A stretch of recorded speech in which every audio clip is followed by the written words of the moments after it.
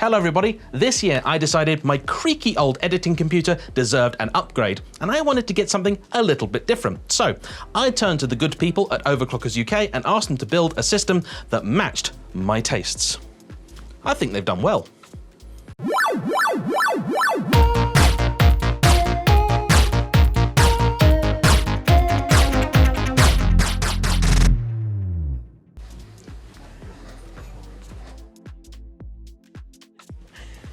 Yeah, come over here. It's all right, you won't see much from there, I wouldn't think. Yes, just a big black sheet at the moment. Yes, there we go. Excellent. When you're shot. I feel like we need some sort of dramatic music to do the reveal. Drum roll, please. Ready? That's cool. I'm trying to get you demonetized. Yeah, that's seriously cool. That's cool as hell. That really is, yeah. It's more of an art piece than a PC. Well, that's exactly it, because I do a lot of talking head videos, and I have this big bit of wall next to me that's got some boards on it that I don't really use anymore. And I saw, I mean, these have been out for a few years now, and I, browse the Overclockers website every now and again just for window shopping purposes. Yeah. And as soon as I saw this, I was like, Wayne's World is like, she will be mine. Oh yes, she will be mine. And yeah, but as Scott will tell you, I'm very particular because I know the vogue is to have colours and everything. Yeah. But because it's an edit suite, everything must be neutral. Yes. Like everything has to be pretty plain, which obviously is a bit of an issue. It looks really nice though in the monochrome, I think. It looks great. Does. I love that. You can change the colours if you want to, but I think the white... Oh, no. Yeah, I love all the white white. tubing and the white liquid. Yeah. You know what it reminds me of? Is Bishop from Alien. Yeah. That's so cool. How long have you been doing YouTube? 6 years. 6 years. And what made you get into YouTube? So I was in film and TV previously. I've been working as a cinematographer for about 7 years professionally, and I'd studied previous to that. I wasn't particularly enthused with the way that my career was going. I'd obviously had this idea, early on. I was like, right, 10 years in, I'll be in Hollywood shooting, with Brad Pitt and everything. And as it turned out, 7 years later, I was making the same sort of films that I had been 7 years earlier. There were a few things going on in the industry at the time. I saw that it was very much a race to the bottom, and I'd always really been into cars. So I kind of thought, you know what? I've got all this lovely film kit that I've sort of built over the sort of decade or so that I've been doing film stuff. And I kept looking at it going, you could be a nice car. So I thought, you know what? I want to change a career. I want to do something different, preferably car related, though I didn't really know exactly what. And so I decided, okay, I'm going to be silly. I'm going to be reckless. I'm going to sell all my film kit, buy a fancy car, tart around in that for a year and work out what I'm going to do in my life. I was in my mid-20s, I had no attachments, no kids, nothing like that. I thought, this is the time in life where you should do something really stupid because later on you may not have the chance. Yeah. Or you might be too sensible. Yeah. So while I was working out what car to spend all my money on, I was watching a lot of videos on YouTube. And some of the stuff I was watching, I was thinking, God, these videos are really not very good. Like from a technical standpoint, the presentation and stuff was often good, but yeah, the audio quality, the picture quality and all that just wasn't up to standard.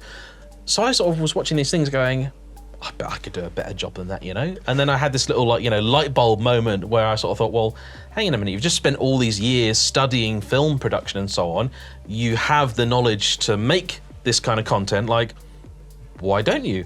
And in my head, it was some sort of very silly element of man maths where I thought, if I could in some way monetize buying a really expensive car, that would just completely justify making the most radical decision of my entire life. And then everything would be fine. So I sort of thought, you know what? I'm going to give this YouTube lark a try. And it's gone all right so far. Yeah, it really pays off as well because I was watching, I watched quite a few of your videos through my partner as well because he's really into cars. And the way you talk, you can tell you just have so much stored up and it just all comes out. And it's so hard to continually talk fluently like that unless you really know your subject. Editing is your friend.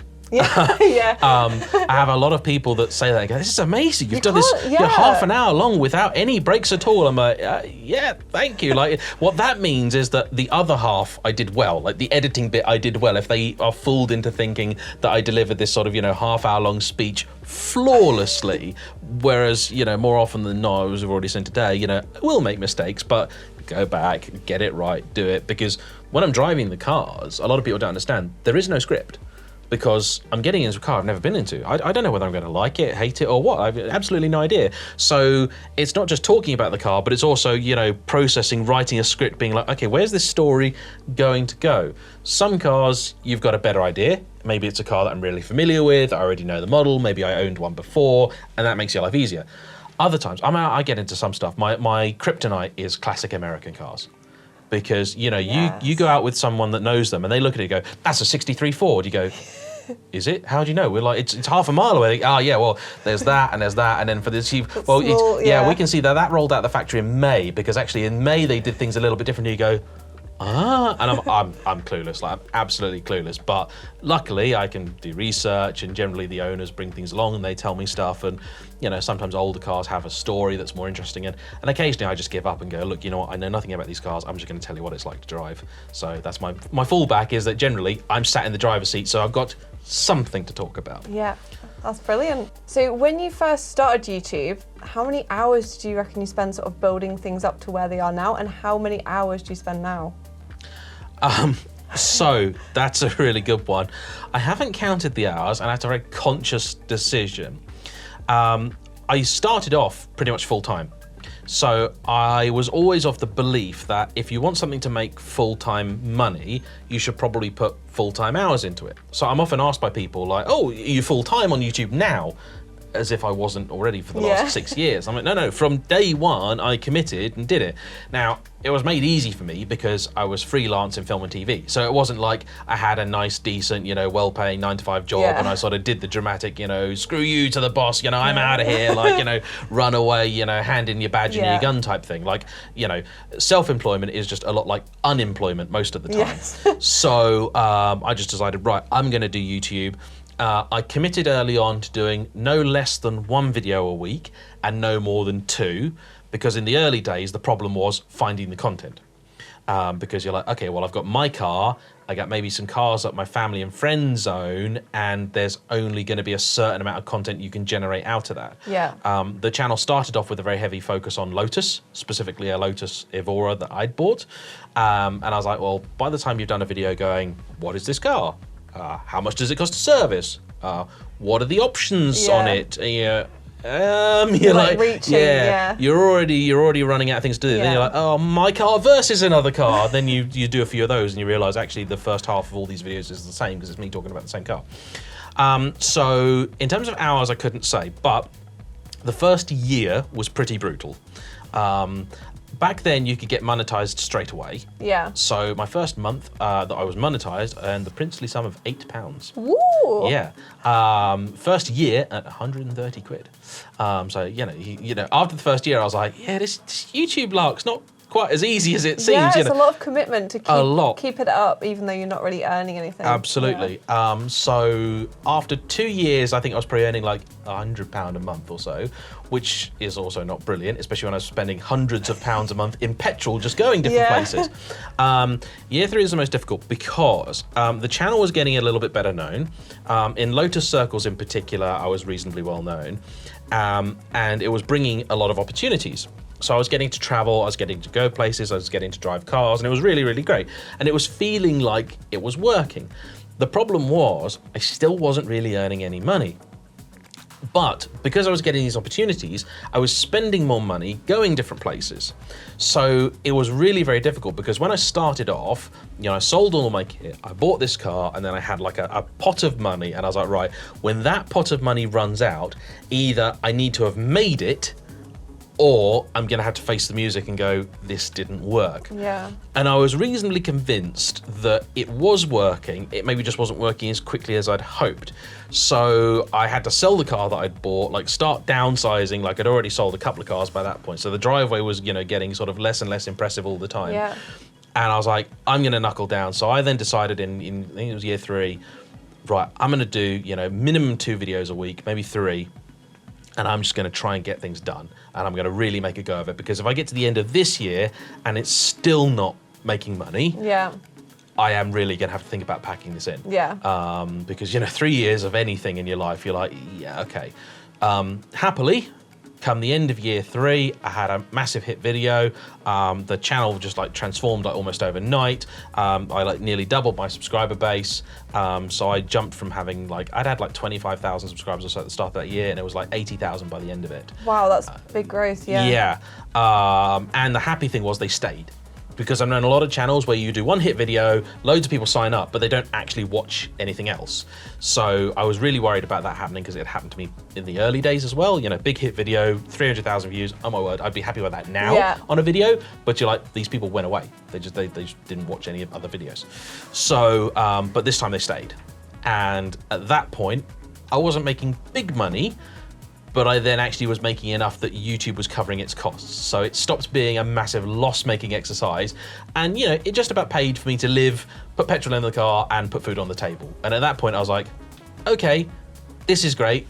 Next step, make actual money. Yeah. But yeah, by that point, year 3, it sort of really transformed. And then year 4 kind of coincided with 2020, which was a very difficult year in a lot of ways, but also a very good year in other ways, because a lot of people were at home watching YouTube, which is obviously very good for me. But also, a lot of the people that would bring me their cars to film now had a lot of free time.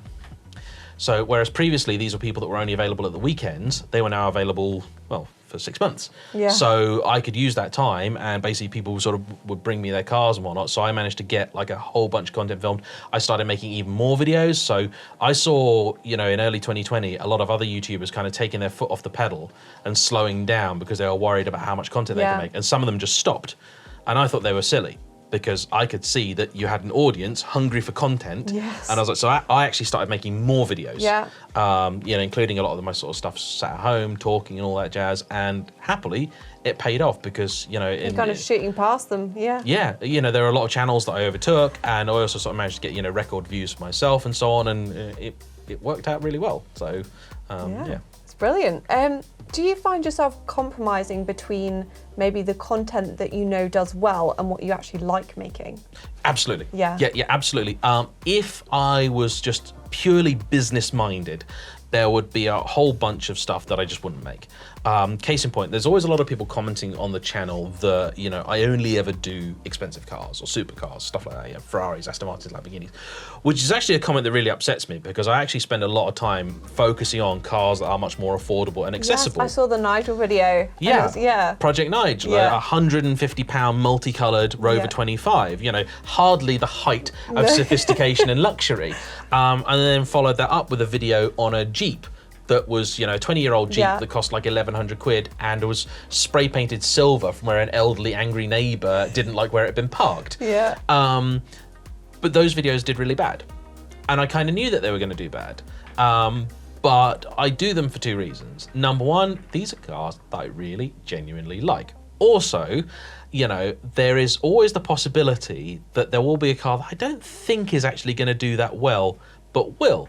2 good examples being, for some reason I really struggle to get my audience to watch Japanese car content, which I don't understand, because... I'm surprised, because that's the in thing right now. Yeah, Japanese stuff is really big, the prices are going through the roof, and also for my generation, you know, the Gran Turismo thing. All the cars that were on Gran Turismo in the 90s are now worth silly money, because the people that wanted them have money, and so they're spending on these cars, and they're going over to America, and so a car that was 20 grand 10 years ago is like 200 grand now. So... But for some reason, my audience doesn't really have that much interest in the Japanese stuff.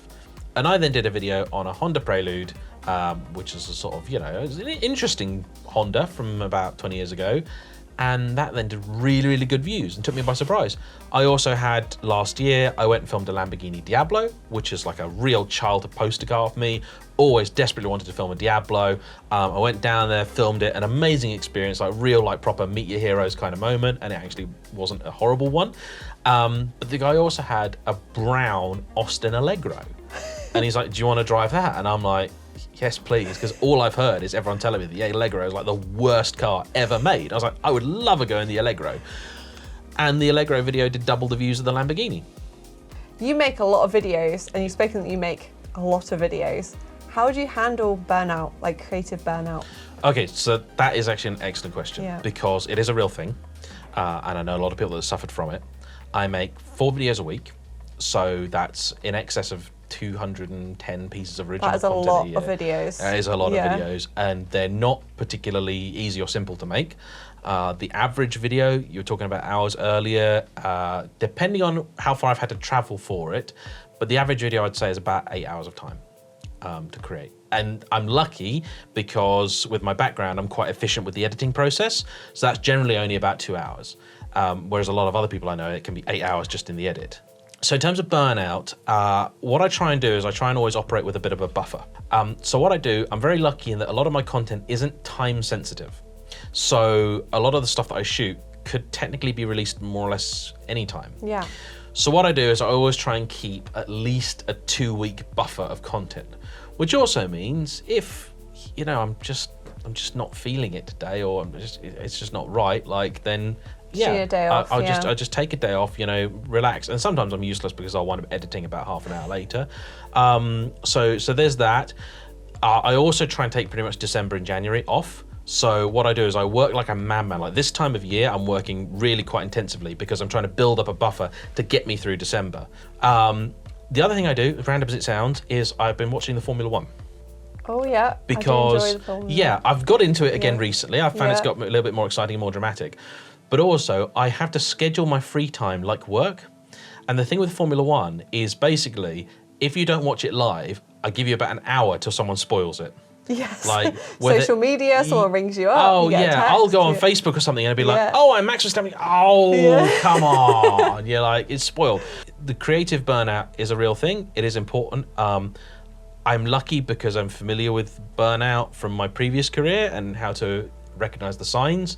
And I think the main thing is just to make sure that when you do realize it's coming for you, like, take your time. Take that day off. Just take that Yeah. day off, do that, because otherwise, if you do try and push through, when it comes for you, you'll be out of action for a lot longer than had you just taken a day or two to get yourself back on your feet. And yeah, it happens all the time, you know, in summer especially. The other thing as well, for me, is that I'm kind of lucky in that because I film outside, even in the height of summer, as we've got today, it will rain. So I can book out a lot of filming, and naturally, thanks to our British weather, I will be given a free day.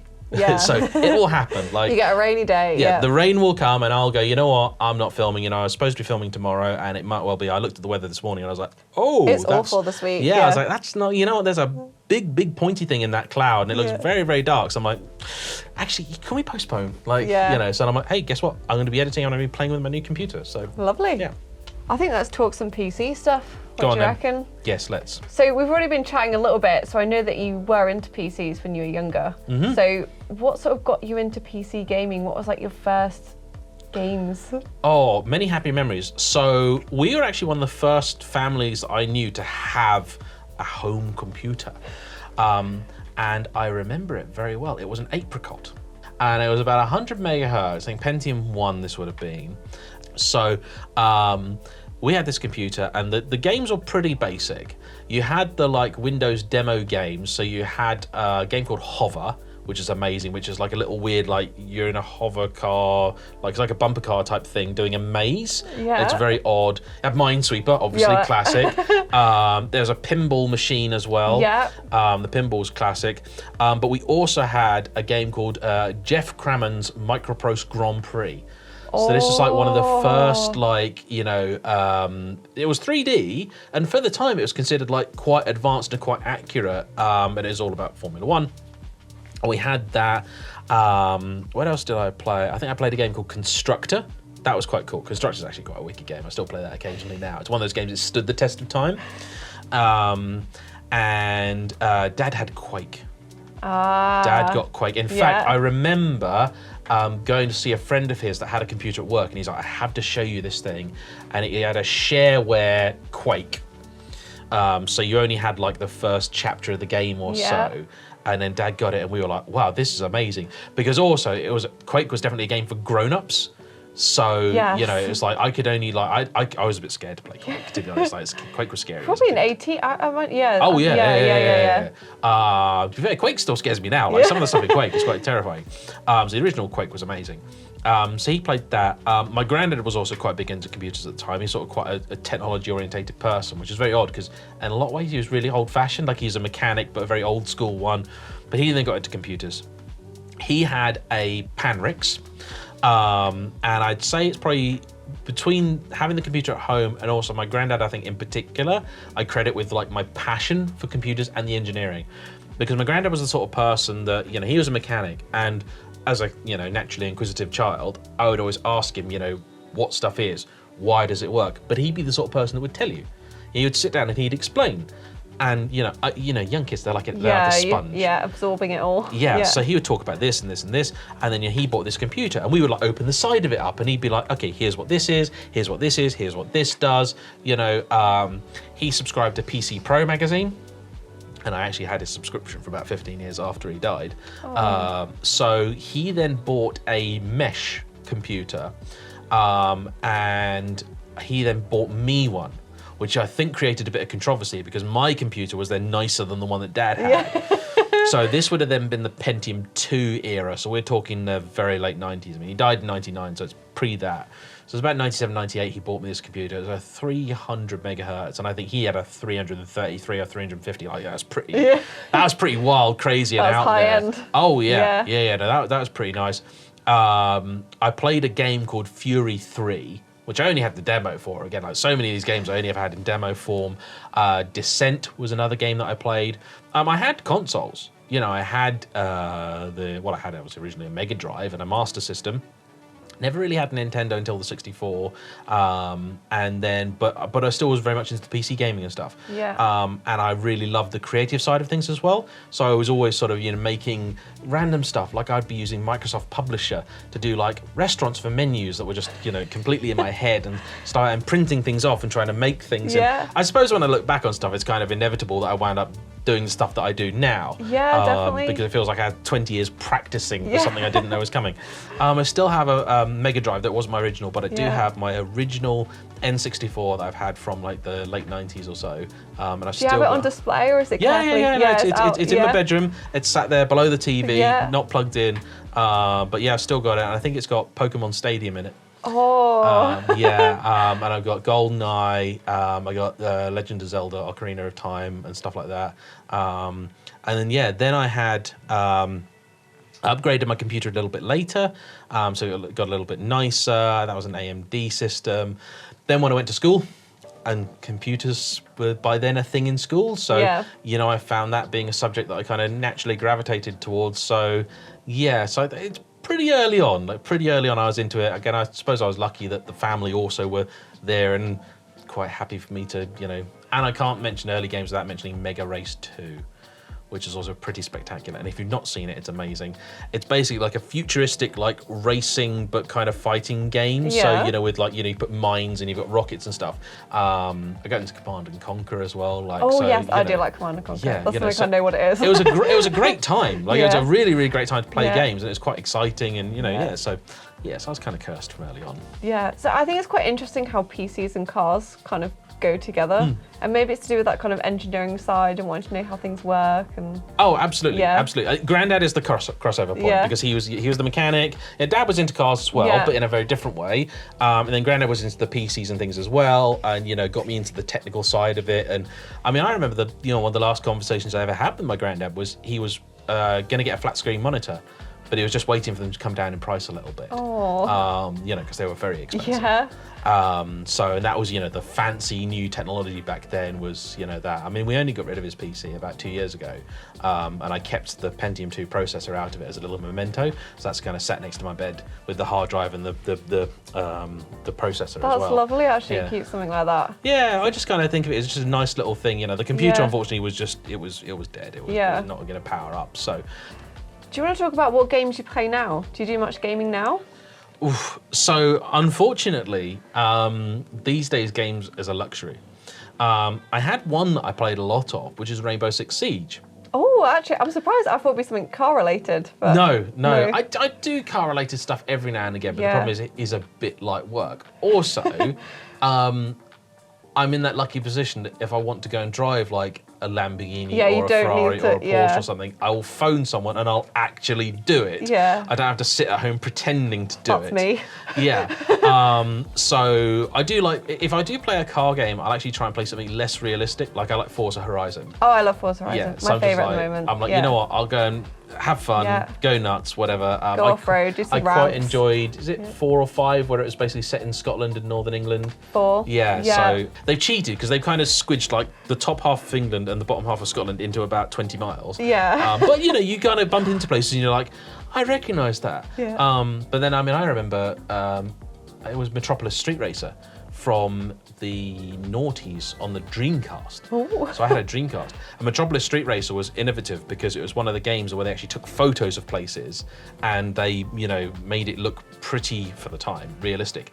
And it was also linked to the clock in your Dreamcast. So if you went and played it at night, it would be dark in the game. That's actually very cool. Yeah. I love my Dreamcast. Yeah. Dreamcast is like the most underrated console in history. Your favourite console? Yeah, I think. Soft spot, yeah. Also, sad but true, I actually won the Dreamcast in a Fantasy Formula 1 competition.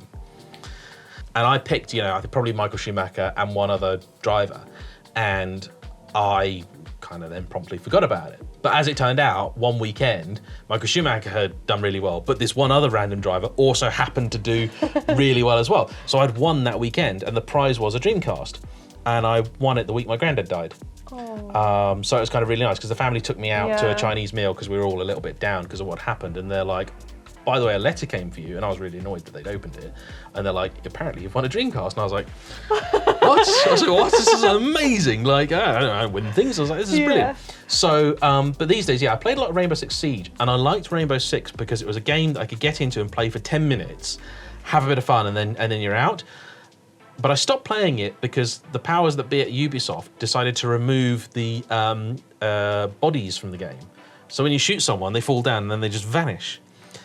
Which I only ever played the game on my own. A strange update to make. Yeah. I don't play online games. I don't really play competitively with people. Like, I don't have the time to put the energy into being anywhere near as good. The last game I played online was Half-Life 2 Deathmatch, a long time ago. So I played Rainbow Six Siege because I really liked it, and it was also quite an entertaining game, and I love the way they've done it, and the interactivity and the excitement, and like you feel, you know, when you play that game, you feel like at the end of it, like the level has just been blown to bits. Like you're like, it's fantastic. But they removed the bodies, and I'm like, all of a sudden the immersion for me is just gone, and it annoyed me because, and this is one of the things that I don't like about online games or modern games, is that, you know, there was a level in that game which was the house level.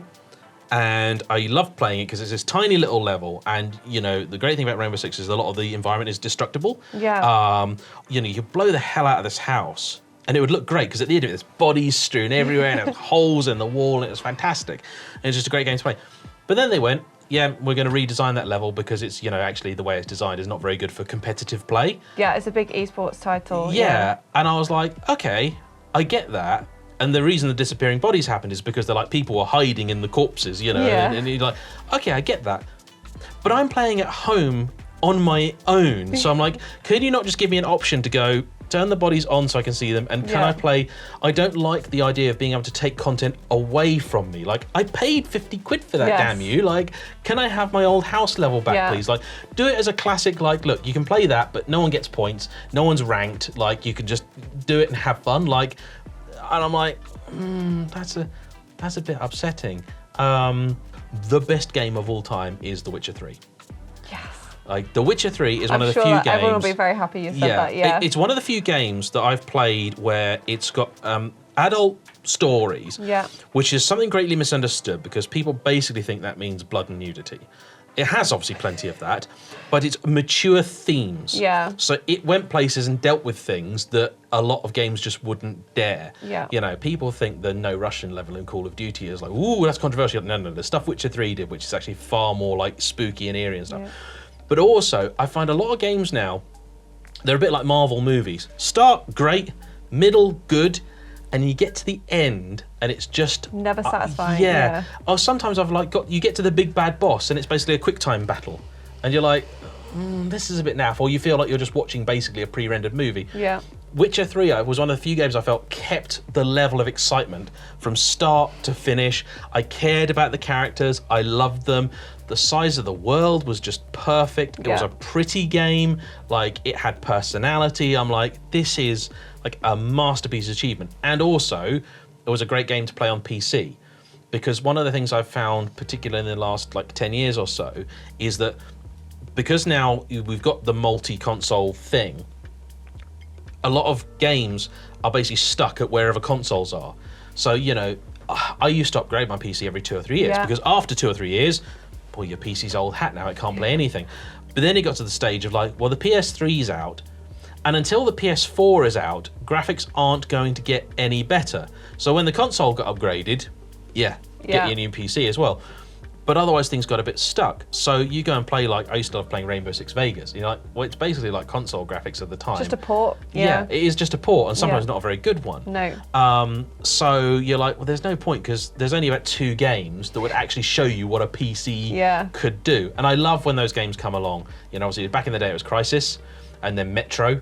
You know, so honestly, when that thing gets home, like, I'm putting Crysis on it just for nostalgia's sake, and I'm gonna get the latest Metro 2033 or whatever it is. Should we talk about the new PC? Yes, because did you want to do talking about the old PCs that I've had or stuff like that or anything? Yeah, like old I don't know PC what your audience want, you know. Old PC to new PC, I guess. Okay, all right. Okay, so the computer that I've got currently is probably the longest serving PC I've ever had, which was not by design. So I built it about 7 or 8 years ago when I was still doing film projects, and it was actually built specifically to help edit a film project.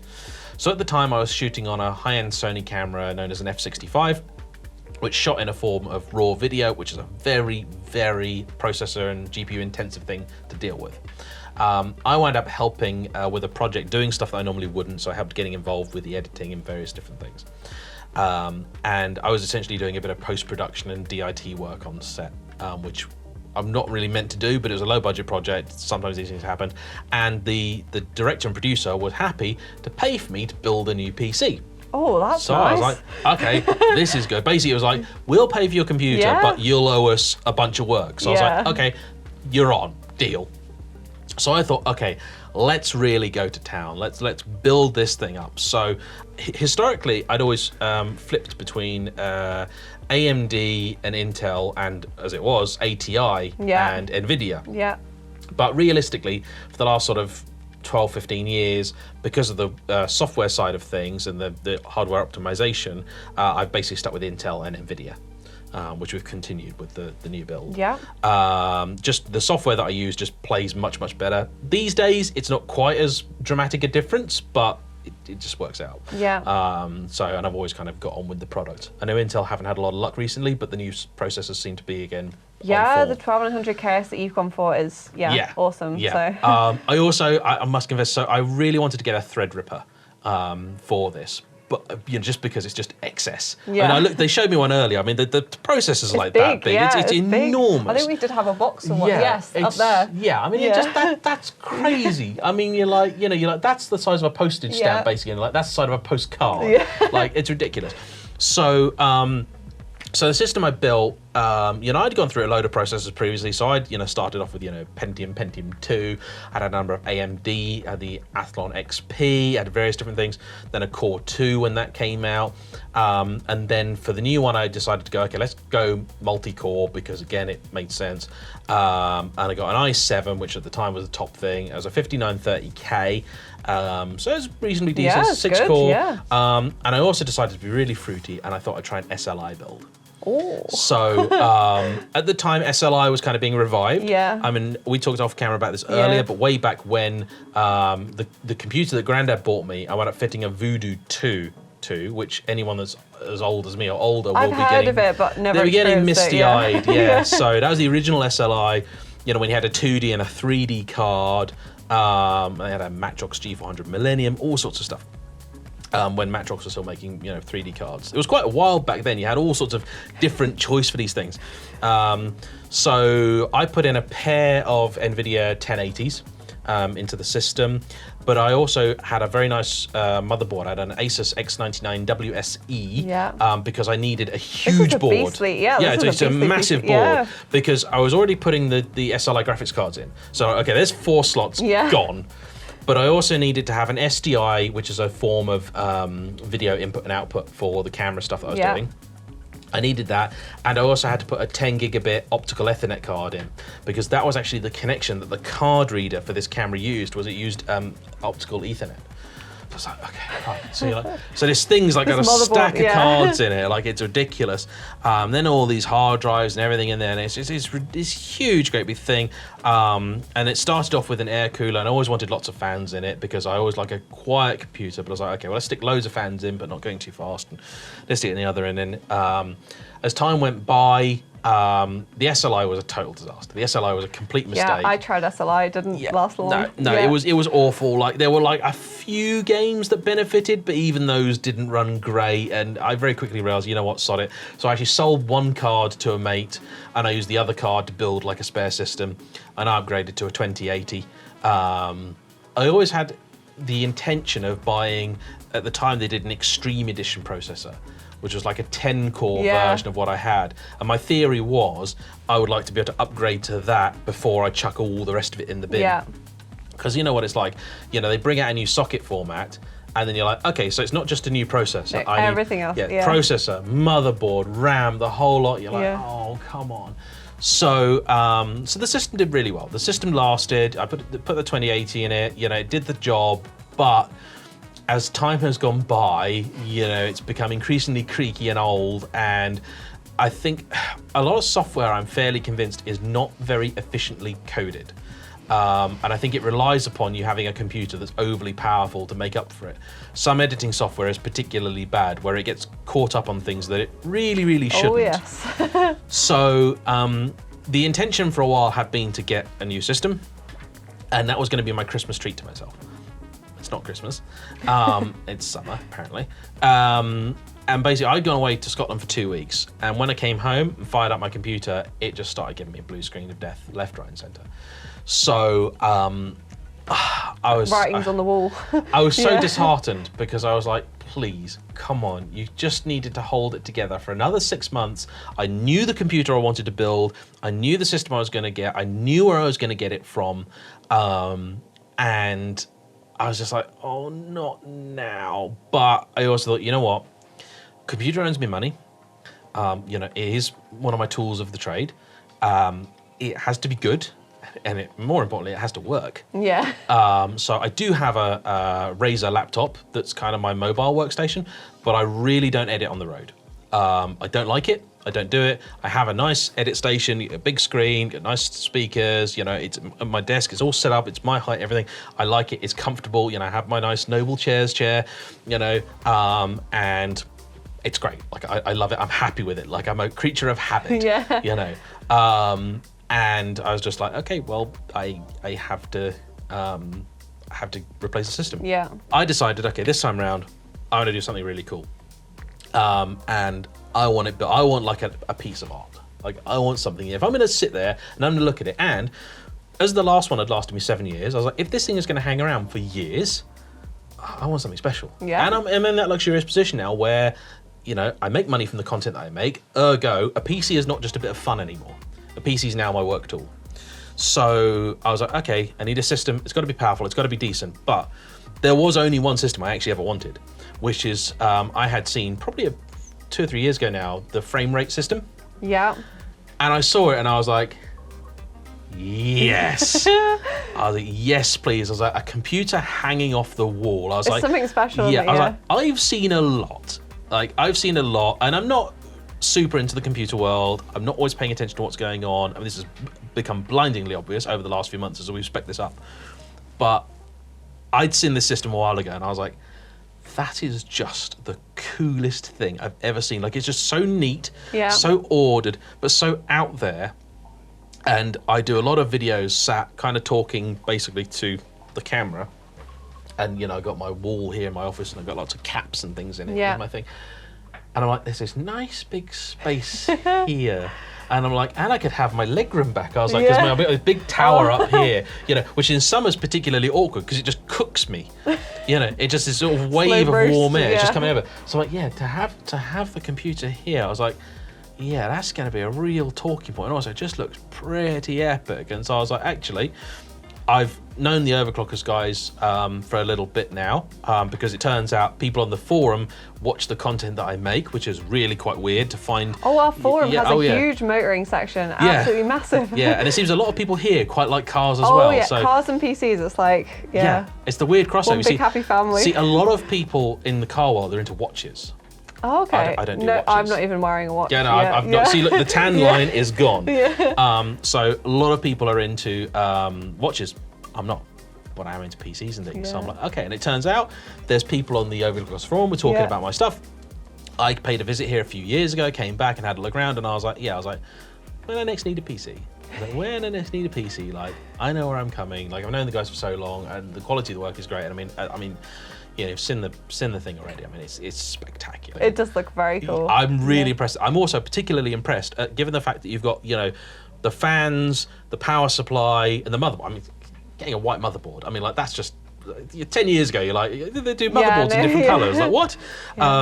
You know, all the different components. Like, considering that they're from different manufacturers and the like, the colour match is amazing. Like, it actually, because it's very easy for you to do something like that, and you're like, yeah, they're 4 very different shades. Like, this all looks a bit haphazard. Like, no, it looks what the guys have done, what Scott's done, and the team downstairs.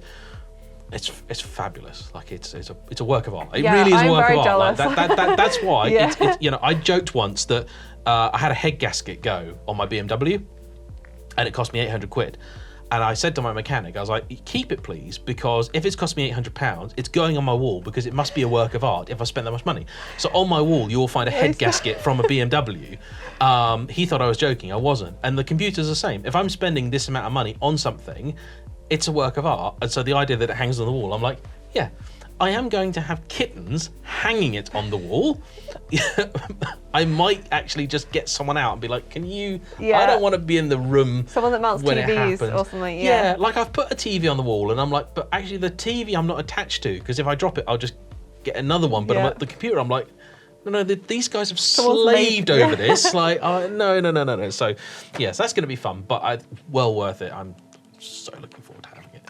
Why did you choose Overclockers? Is it just because you've... Reason for choosing Overclockers, fairly simple, really. I know the people. I've, you know, dealt with them for a very, very long time. Never really had any issues of note. But more than that, because I was now building something not just special, which I just could not do. I can build a computer, but yeah, can't craft one. But also, it's my work tool. It is important to me that it works well, and that it has been thoroughly and properly tested. Regrettably, I don't have masses of time now. So as much as I would love to be able to build my own PC, not only can I not build it to the standard that these guys have, but I've seen all the tests and things that they do. And so I know when that computer comes home, when I unpack it, when I get it going, it'll just work. Yeah, they do huge. Like, I think they killed one of the SSDs, so that's already been replaced. But it's if they'd not done that, then it would have died on you. Well, exactly. And I'm like, that's the last thing I want is to get a computer, get everything ready, have everything set up, installed, start an edit, and then it's gone. And it's not just the cost of it; it's also then fault finding. What has broken? What has gone wrong? And everything. I'm like, you know what? Now you can just ring us and fix it. It's exactly that. And you know, because it is a professional tool now, and I have to see it not just from a sort of it's fun and it's cool and it looks great perspective. That's obviously part of it. But also, it's a hey, it's broken. There's a problem. Like, let's get it sorted. Let's work it out. And hopefully that won't happen. But up front, they've already done all the work, checked everything, and you know, and also,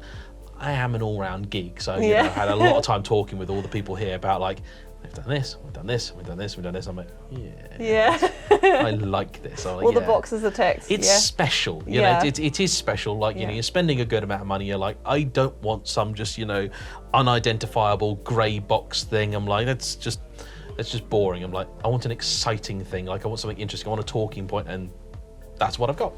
We've talked about YouTube, talked about PCs. Should we talk about cars? Yes. What cars do you currently own? I mean, people who watch your YouTube channel regularly, I imagine, probably Yeah. No. So I have a 1990 Citroen BX GTI 16 valve, which will mean absolutely nothing to many people and a lot to some others. I'm trying to think, I picture it in my head. And It's like a kind of squarish looking old Citroen with covers on the rear wheels and a little wing on the back. Very distinctive looking thing. I think, yeah. Kind of cool car. I have a 1996 Toyota Celica GT4, which is parked outside. Yeah. I also have a 1999 Ferrari 550 Maranello. I have a 2003 Honda S2000. I have a 1992 Porsche 968. And I also have a 2010 Ferrari 430 Scuderia and a 2013 Ferrari F12 Berlinetta. Very nice collection. There's 7. One for every day of the week, right? Yeah, pretty much. Pretty much. And you like your 90s cars? Love 90s cars. Yeah. They're amazing. They're the best, honestly. Perfect. So those are the cars that you currently own. When you were growing up, what was like your poster car? If I'm being actually entirely honest, if you asked 7-year-old me what my dream car was, it'd have been one of two things. Either a McLaren F1 LM, specifically the LM, because it had a wing on the back and it was orange, which is cool. Normal F1, nah, you can offer it to me, I'm good, thank you, I'll move on. But actually, I think the thing I really secretly lusted after was a Mitsubishi 3000 GT. Oh. Yeah, which is a really cool car that nobody liked when it was new, not many people like now, but I think is desperately cool. I did get to drive one eventually. I actually really did quite like it more than I thought I was going to. I probably should buy one because they're actually still reasonably cheap, which not a lot of 90s Japanese cars are. Yeah, all the Japanese cars. Tell me about it.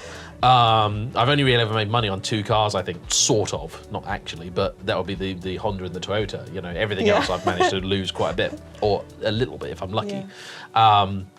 But yeah, so I think those really were the big ones. Oddly, stuff like the Ferrari F40, F50, that sort of thing. Like I liked Ferraris a lot. But I don't think at that time any of those would have been up there. If anything, the Lamborghini Diablo would have probably been like the poster. That is a cool car, yeah. Poster supercar. Have you driven one? I have. Did you like it? To live up to expectations? I loved it. Which is very unfortunate because it means I want one and they're really expensive. Have they got, they're one of the cars that's, Yeah. I don't think they were ever especially cheap, No. but now they're really expensive. Yeah. So I'm like, grumble. I'm lucky, I guess, because I do get to know people that have these things and I get to play with the nice toys. So in some cases, actually, I get the best bit of all because I get to look at it, drive it, have fun in it, and then go, thank you very much, and I don't have to deal with it when it goes wrong. Yeah. Lovely. I get all the good stuff. Yeah. It's, you know, like when someone's got a baby or something, you go, oh, this is lovely, have some cuddles or something, then it makes strange noises and starts to smell, and you just go, thank you, I've had my time with the baby, like there you go, or a dog or a cat or something. You're like, that's some of these cars, I call them neighbour cars. Stuff like TVRs. I would love a TVR. Yeah. What I really want is my neighbour to have one. Because I want to look at it, I want to listen to it. Every now and again, I would like a go, but after that, no, there's a commitment. British, isn't it? Yeah, So there's a commitment that I'm maybe not quite ready for, like, so, yeah. And all the time that you've been doing YouTube, what's sort of like your top 3 cars that left like a real impression on you? You know, this is something that people ask me all the time. Usually they just ask me my favourite. And I really should have an answer. But I was going to pick 3 out of the sky. Yeah. Jaguar XJ220 is up there. And when people ask me, like, what's the best car you've ever driven? I say XJ220 for 2 reasons. Number one, it was much better than I expected it to be. I'm sure maybe if I took it on a track or something and I tried to drive it really, really hard, maybe it would fall apart and be as horrible as everyone says. But the time I drove it, it was actually really quite surprisingly good. So that was pretty exciting.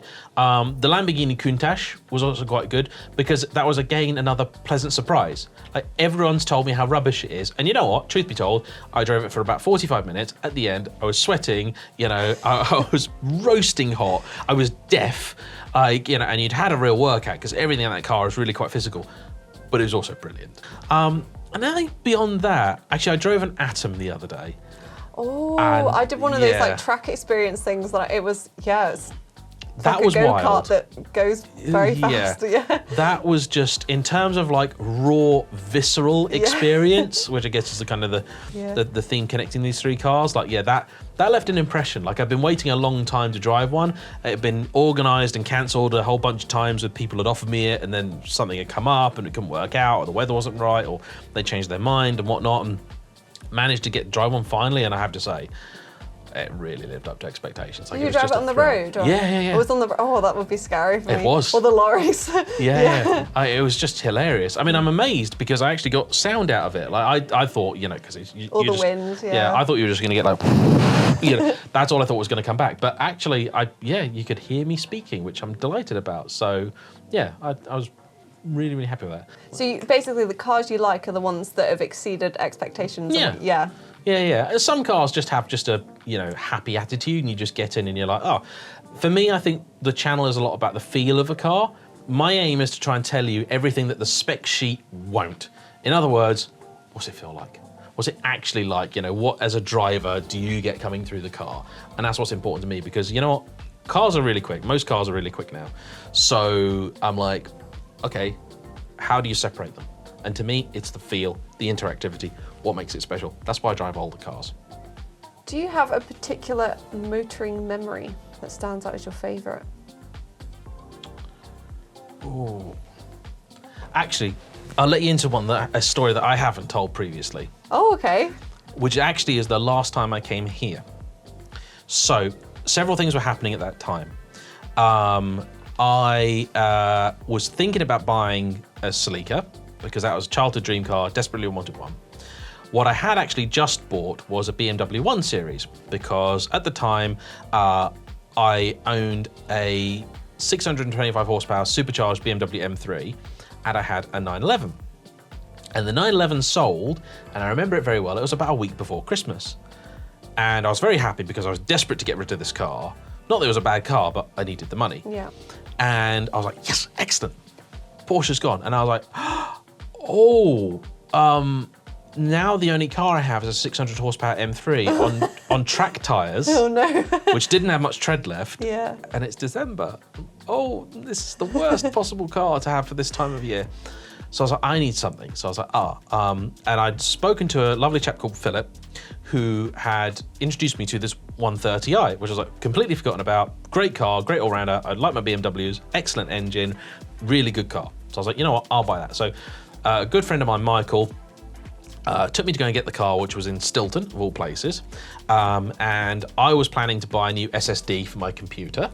So I thought, I know what I'll do. And in fact, we can bring all three things here together, because I thought I will also film this. So I was like, I was going to go and get a car. I will film it. And I bought an SSD. I was like, I've always wanted to come and see Overclockers.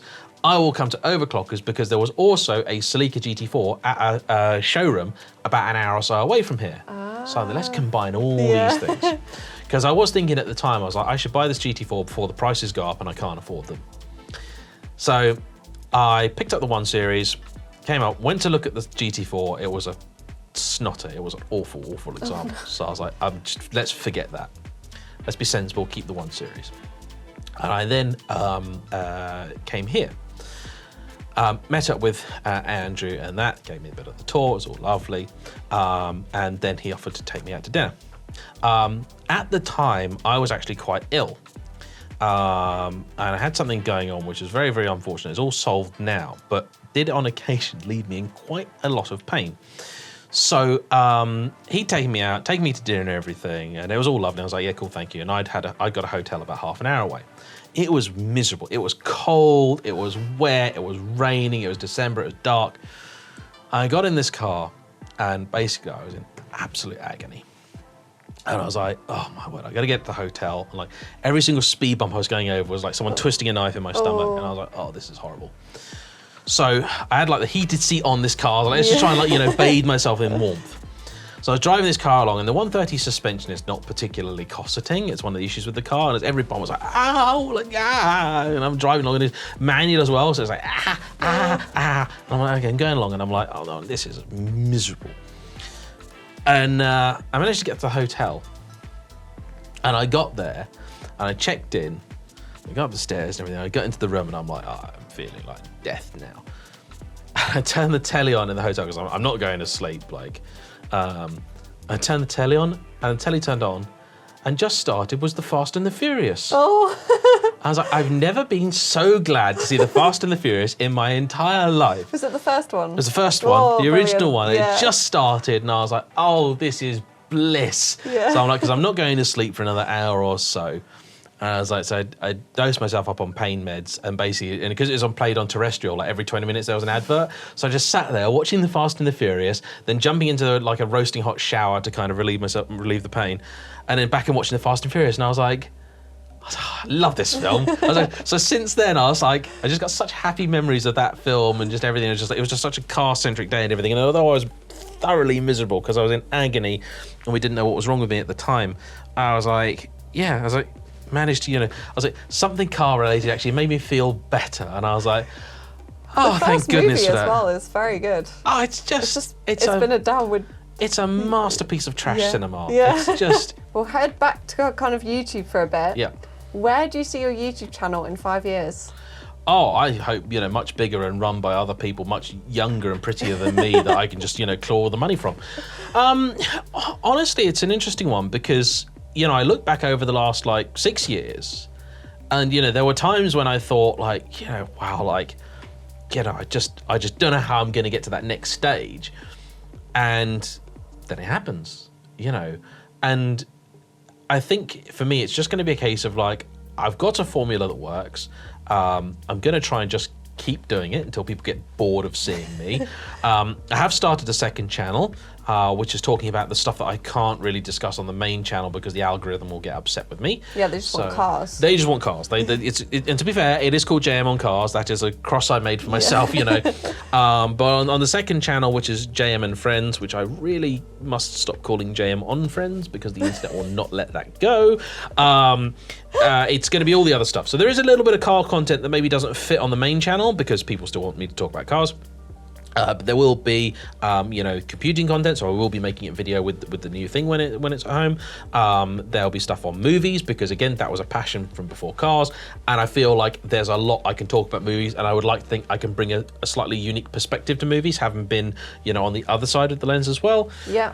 And cooking too, which is just a bit of fun. And the good thing about YouTube is it would appear you don't need to be good at any of these things to be successful. So, the cooking thing is I am useless, but my thing is, if I can make it, then you can as well. If I can blunder through and turn up with something that's actually half decent, and I'm very lucky because in my travels with cars, I have met people that are professional chefs, or do this, that, and the other, or doing film stuff and things. So I'm I actually have a lot of connections now, which I can utilize to hopefully make quite a lot of interesting content. Just the friends part of the new channel.